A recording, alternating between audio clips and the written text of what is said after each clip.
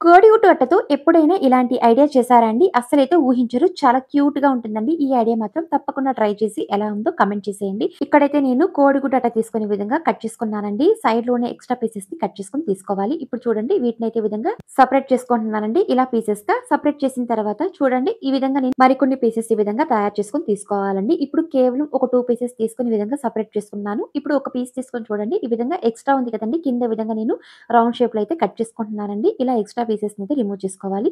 Round షేప్‌లో cut చేసిన తర్వాత చూడండి ఇక్కడ నేను స్లాంటింగ్ టైప్‌లో ఈ విధంగా సెట్ చేసి ఎడ్జెస్‌లో చూడండి ఈ విధంగా నేను కట్ చేసుకుంటున్నానండి. ఈ షేప్‌లో అయితే ఇలా కట్ చేసుకొని పక్కన పెట్టుకోవాలండి. ఇప్పుడు మరొక పీస్ తీసుకొని చూడండి.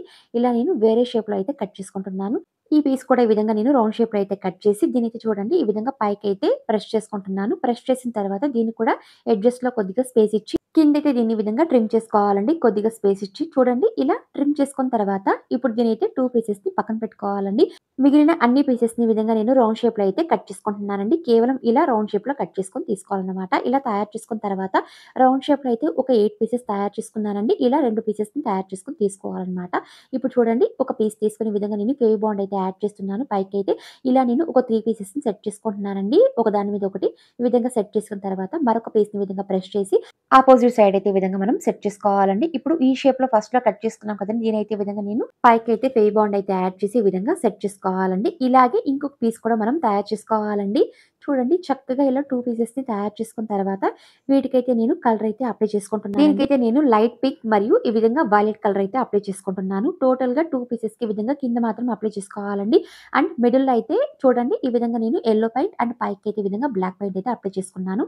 వీటికైతే చూడండి ఇలా నేను బ్లాక్ దారం తీసుకొని ఇలా 4 వరుసలుగా తీసుకున్నానండి చిన్నగా. దీనికైతే ఫెవి బాండ్ అయితే యాడ్ చేసి పింక్ కలర్ అప్లై చేసుకున్నాం కదండీ! దానికైతే ఈ విధంగా పైకి సైడ్‌లో అయితే సెట్ చేసుకోవాలండి. ఇలా 2 వైపులా సెట్ చేసిన తర్వాత ఇక్కడ చూడండి డార్క్ బ్లూ పెన్ తీసుకున్నాను. దీనికైతే ఈ విధంగా నేను డ్రాయింగ్ అయితే వేసుకుంటున్నానండి. హార్ట్ షేప్‌లో ఇలా మిడిల్‌లో వేసుకున్నాననమాట. వేరొక పీస్ కూడా ఈ విధంగా డాట్ సెట్ చేసిన తర్వాత వీటికైతే ఐస్ వేసుకుంటున్నానండి.